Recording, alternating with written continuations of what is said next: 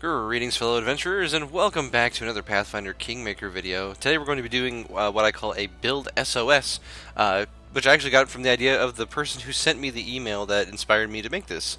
So today we're going to be covering someone's, not necessarily a failed build. He didn't send me his exact build details. If he had, I would probably talk about them. But instead we're going to work on a character concept that a fan sent to me in an email. And we're going to kind of work through how to make this build work from the concept of it and show how it would work in the game. I want to say first of all that if you want to do this kind of thing, because I plan on making this a series, that you should consider supporting me on Patreon, because anyone who makes a post on Patreon from here on who asks me directly, hey, I need help with this Pathfinder build, I'm going to prioritize those people over those who haven't. And I hate to do that. It maybe sounds a little like dirty business, but I'm kind of running a business here, right, with the YouTube channel. Anyway, my point is, if you are on Patreon and you're donating and you make a post about a Pathfinder build you would like to see in game, I'm going to prioritize those first. Otherwise, then I'm going to look at emails, and then I'll go to YouTube comment sections for anyone who has a build idea that maybe they're having help, they're struggling trying to create for themselves. So anyway, with that out of the way, let's go ahead and go into this build SOS and talk about the kind of trouble that my fan has been having. Now let's call him. His name is Obius. He wanted to be identified by. So what Obius wants to play as is a defender of the true world Druid, but specifically, he wants to play one that is going to be capable of frontline combat, and the good news is that this is a completely doable build. What I'm going to recommend, there are a number of different ways that you can build this. Human, of course, is always going to be a good pick just because of the starting feat. That starting feat is going to be just really, really good. Helps speed up your build, whatever you happen to want to do with this, because there are two different ways I would say that you could build this from the start of the game, and then after that it's just kind of similar. So we'll mostly be talking about the start here for that reason.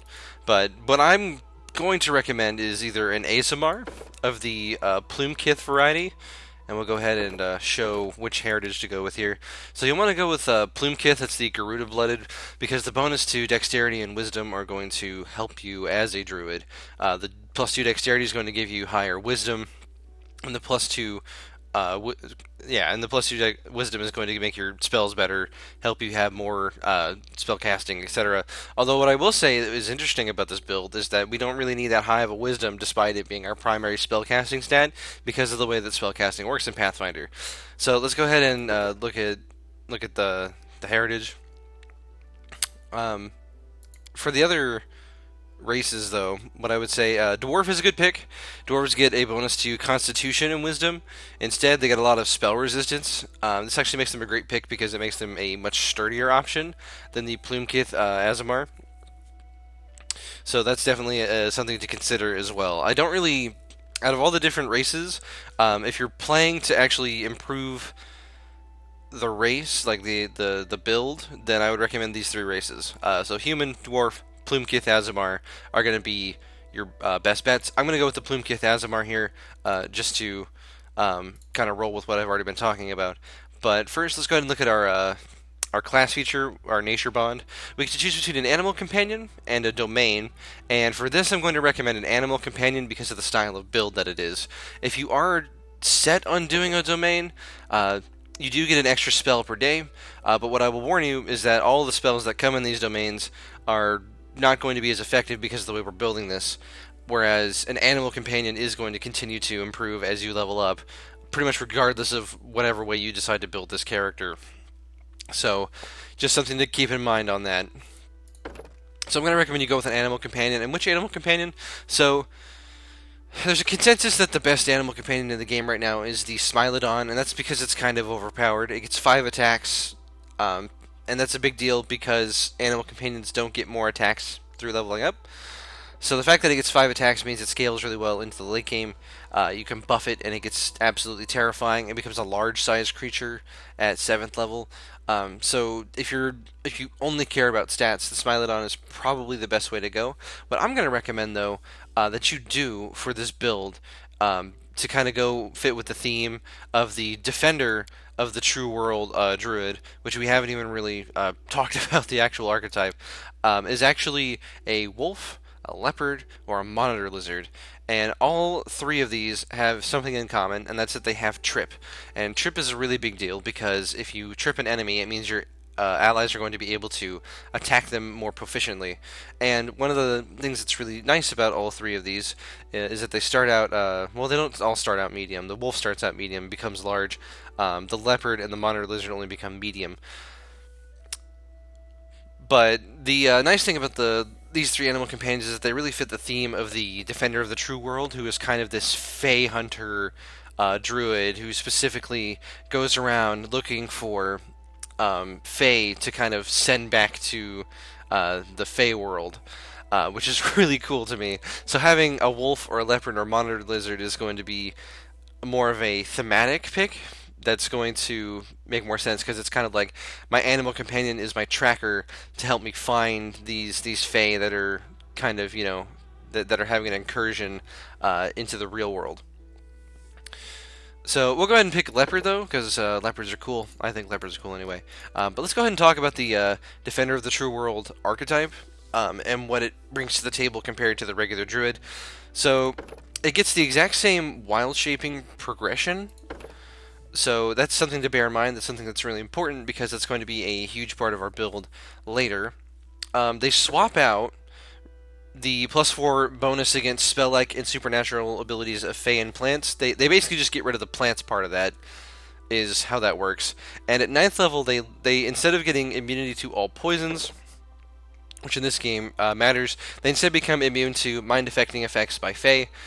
Both of these abilities are situational, so by swapping them, you're not really losing out on much. And there are definitely Fey in this game. This archetype is definitely not going to be wasted in any way, I would say. Now, one cool thing that this class gets is that starting at 3rd level and up to 18th level, every 6 levels, every 5 levels after, you get a +1 to attack and damage against Fey creatures. And the thing that's really cool about this is that your summons, from your Summons Nature Ally, or Summon Nature's Ally ability, and your Animal Companion also get these abilities. So it's a situational bonus, but there are a lot of Fey in this game, so when you do see that Fey, you're going to absolutely demolish them with your summons, with your animal companion, and of course, with your presumably wild-shaped self. Now, one thing that's really cool about this class as well is that at 1st level they also get a +2 on weapon attack and damage rolls against Fey that stacks with the later bonuses that you get. So at 18th level you're doing +6 attack and damage against Fey every round. I don't know if there are Fey still that late into the game, but if there are, they are almost certainly going to be demolished by this build. Now, just because this bonus is situational doesn't mean it's useless by any stretch of the imagination. What I will say is that at some point the situation may cease to be there, so to speak. So, but this class is still great even without this bonus. This is just kind of icing on the cake to add some flavor into this class and make it kind of a cool thing. Now, something to keep in mind with the Druid, as with all Druids, is that they can only use simple weapons, but they're also proficient with any natural weapons when they assume the form of a wild shape. And again, that's important because wild shaping is going to be a big part of this build. Now, you can wear light and medium armor, but you can't wear metal armor. You can only wear wooden and hide armors. And you can only get wood armor from the Ironwood spell, which I believe is like a 5th, 6th level spell, something like that. So, on the AC side of things, you're constricted a little bit from the armor that you can wear, and so you'll have to find ways to work around that through spells and otherwise. And the general theme of this build, I would say, as you're actually playing it, is that pretty much any type of self-buffing spell, a lot of the 2nd level spells especially are really, really great for this, is that by self-buffing yourself, you get past the need to actually have other people make like saving throws against your abilities, and by buffing yourself, you're also taking advantage of all the different abilities that you get personally from wild shaping. So my general advice when playing this is to just kind of focus on self buffing and party support rather than debuffs and damage spells. So if you're only playing with the regular companions, Octavia is obviously going to be a really, really good companion for you to have just because she's going to be able to cast those kind of debuff or even like the massive better buff spells like haste, for example. Although, admittedly, Lindsay can cast those spells starting at 8th level as well, so that's going to be kind of your bread and butter when you're playing this character. As for the actual stats, this when we're going with the Plumkith Garuda, you'll want your stats to end up looking something like this. And this is so. I understand that not everybody wants to do like a min-max build. I get that. I understand that. Not everybody likes having a character with 7 intelligence and 7 charisma. It kind of takes them out of the experience. So for those who don't mind having a low intelligence and charisma score, you can go ahead and put your stats like this, and I'll go ahead and explain why these are stats that you want to shoot for. So having an 18 in strength is going to increase your damage drastically because we want this character to be a frontline, close combat type of character. And so even though we don't have a high base attack bonus as a druid, because we don't want to multi-class out of druid, and the reason that we don't want to multi-class out of druid, by the way, is mostly for character reasons. Obviously, you can multi-class into something like a fighter would be fine. Barbarian is just interesting for multi-classing here because you can go into a barbarian rage even while you're wild shaped. So you kind of have that feral animal type of thing going on, which is really cool. But if you don't want to multi-class, which we probably don't because it takes away from this idea of being like a master druid who's protecting the world from evil fae, we want to go with a build like this. Now, Wisdom is the primary spellcasting stat of a druid, and the reason you may be asking yourself, why is your Wisdom only 16? You need at least 19 Wisdom to be able to cast, 7th, 8th, 9th level spells, and if we're going with full druid progression, why wouldn't we just do that? So, the idea behind this build is that we're not going to actually be casting spells that require saving throws against enemies. We're almost exclusively going to be casting spells that buff us, that make us stronger. Things like Magic Fang, things like Bull Strength, and Bear's Endurance, and Barkskin. Spells of that nature that are going to make us stronger, and we're not even going to worry about what the enemy is like. And you may be asking, well, if our Wisdom's only 16, then we can only get up to 6th level spells. Well, the thing is, you will find items that increase your Wisdom as the game passes, and so we don't need like that high of a Wisdom score to start, to be completely honest. And if we wanted to double down on what we're already doing, we can actually drop the Wisdom a little bit.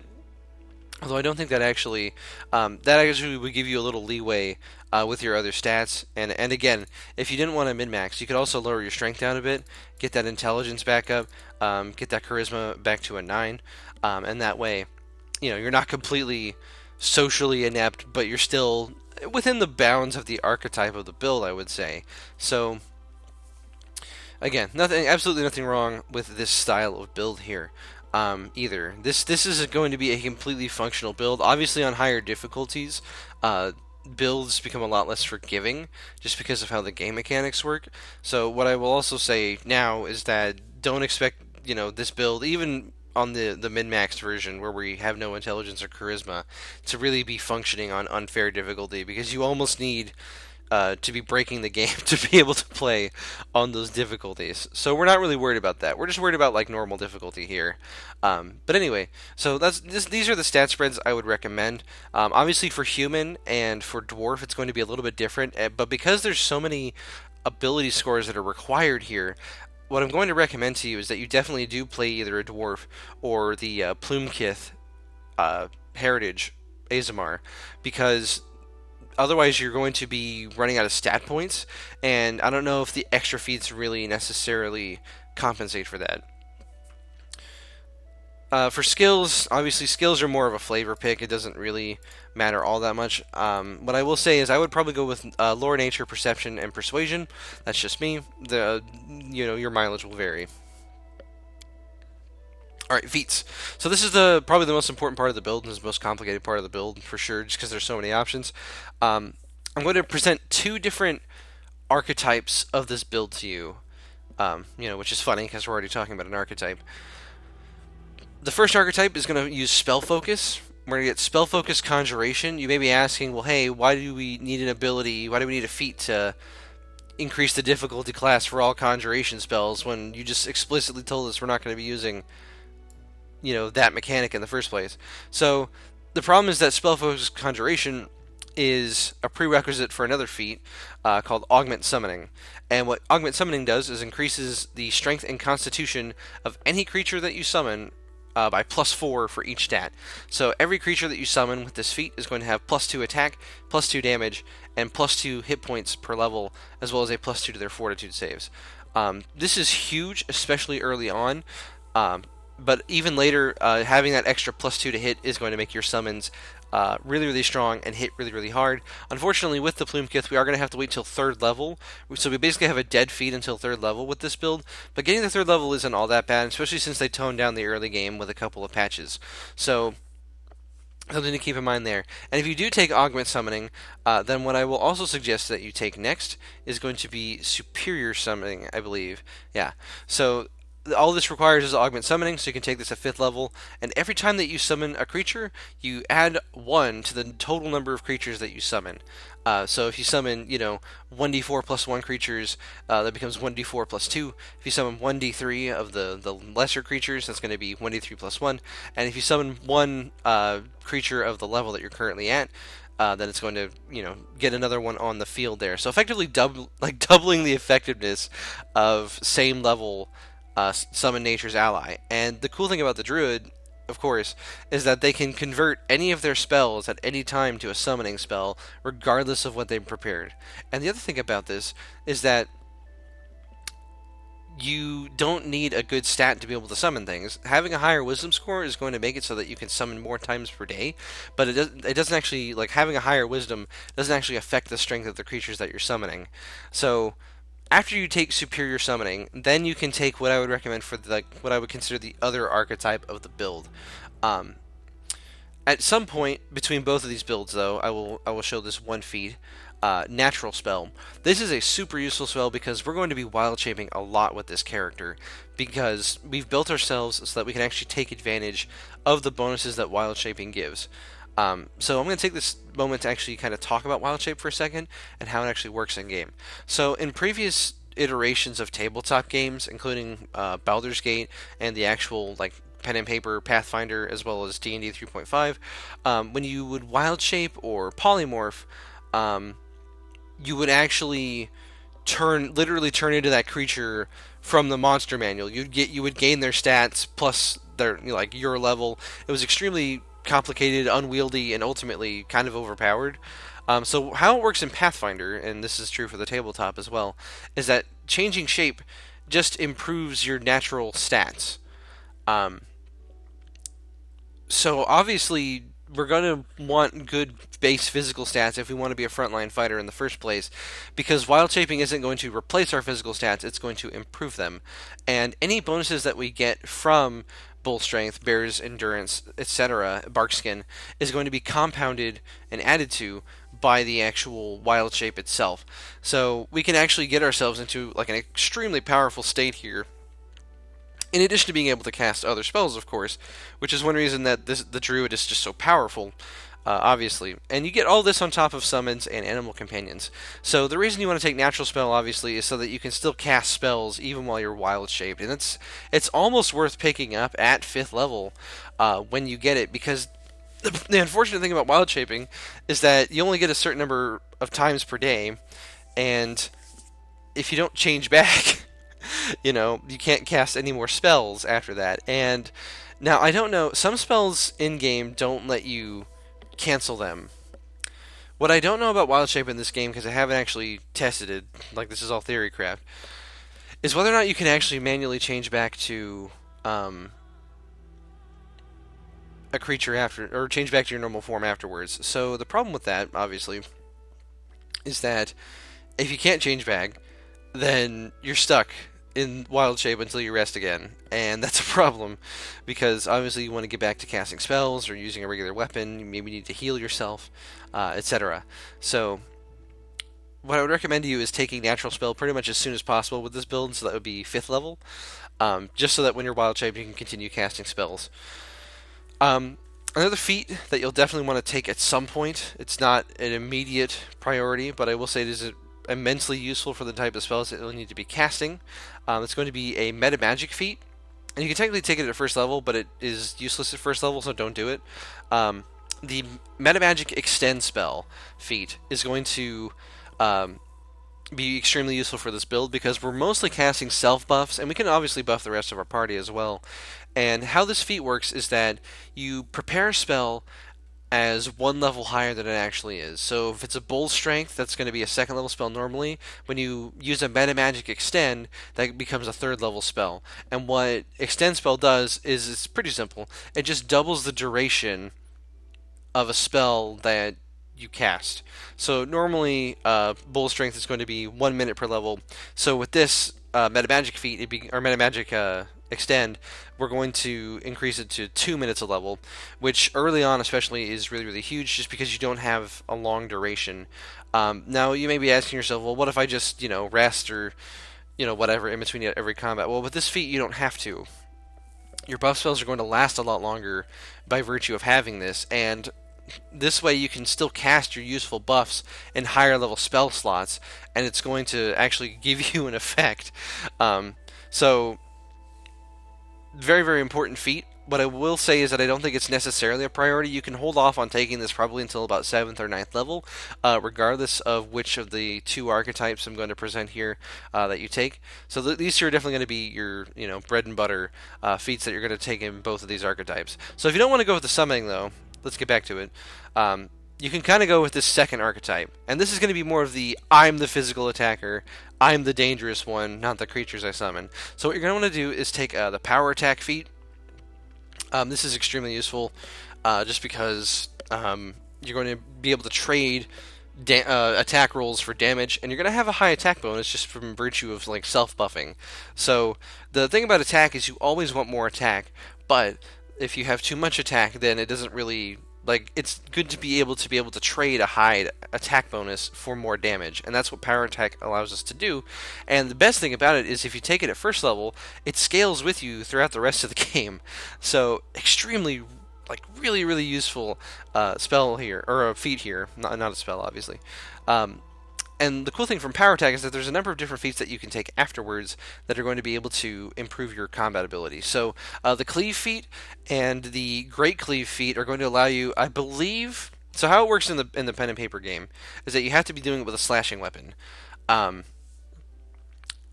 In Kingmaker, I think you can just do it like with any weapon. So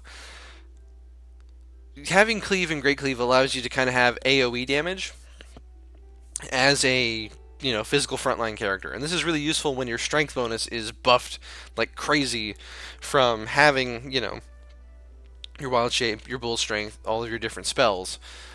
So having that bonus is going to be really, really good for a physical fighter. What you can also do is more of a like support type ability here. I'm actually going to pick a different feat because this overlay is bugging me like crazy.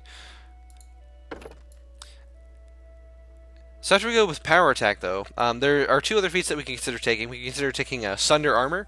You may not think of this when you think of a druid, but there's this idea that you can, like, even while wild shaped, you can kind of like rend armor. And this is really useful against, like, you fight a lot of bandits in this game, a lot of human enemies that have like heavy like armor bonuses. And how this works is that when you attack them, Specifically, it gets rid of the armor bonus to their armor class. So if they're wearing a full plate, that's giving them like a +9 to their AC, and you successfully make a Sunder armor attempt, they lose that 9 to their AC, which means that anyone who's currently attacking that character is just got a lot more likely to hit. So extremely powerful ability here, and your character will have the strength to do it, especially while wild shaped, which is really cool because you can do that while wild shaped. And the other side of it, of course, is going to be Bull Rush. I don't consider Bull Rush by itself to be very useful, but with improved Bull Rush, when everybody gets an attack of opportunity on the character that you're Bull Rushing, the usefulness of Bull Rush is really defined by how much you value positioning. So if you're able to successfully Bull Rush somebody, you can maybe stop somebody from getting flanked temporarily.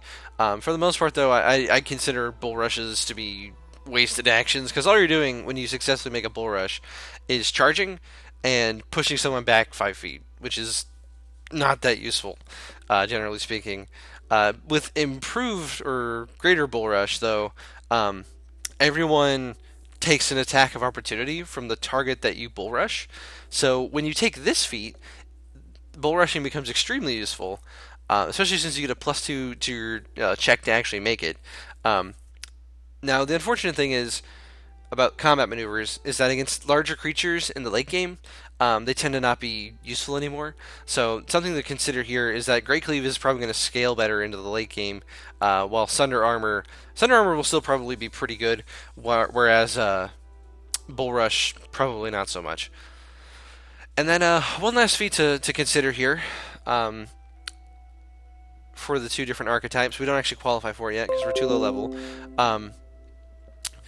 But the weapon focus feat, if we take weapon focus with the natural weapon, so you can actually do this. You can go in, take the weapon focus feat, and you can pick natural weapons. So this includes anything that you wild shape into. So whether you're a bear or a wolf or whatever, weapon focusing with natural weapons is going to allow you to actually, be more likely to hit with those. Although because it's only a +1 to attack, you may find that there are other more important feats real quick. I'm actually going to double check though real quick and see if we can take it, if it's with an individual weapon or if it's with different types of natural attacks. Alright, well I'm glad I double checked because the weapon focus feat is for specific types of attacks. So the 3 different types are going to be bites, claws, and slams for the most part. For the type of build that we have here, I'm going to recommend you take a bite, just because that's going to be universal across pretty much the main types of animals you'll be wild shaping into. And yeah, so just to recap though, as we kind of draw this video to a close, and thank you again to Obius for sending this in. I'm going to continue to make videos in this vein, kind of this SOS build kind of theme.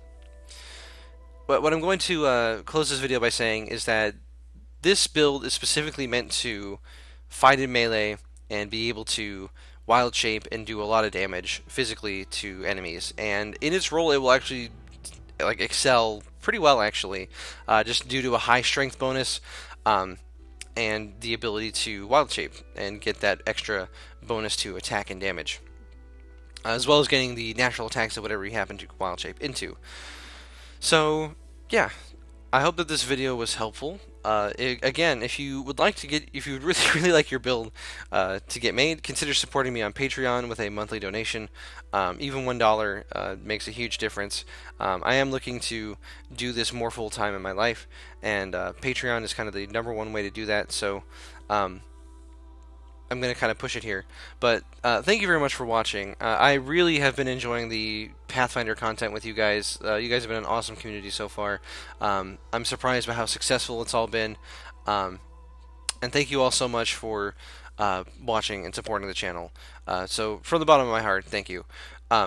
Anyway, thank you for watching. I hope you enjoyed the video. Be sure to comment, like, and subscribe if you want to see more videos like this in the future. I'm darkfireslide, and I'll see you on the next Build SOS.